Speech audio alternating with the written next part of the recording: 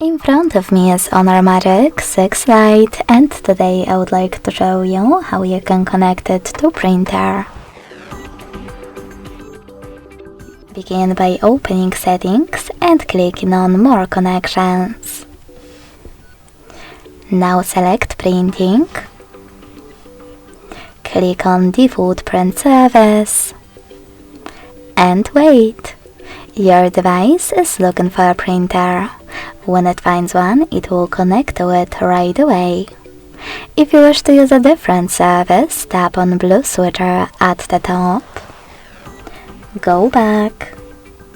Select Add Service and download the best one for you. When your new service is ready, go back to the same settings. Then click on it and wait as well.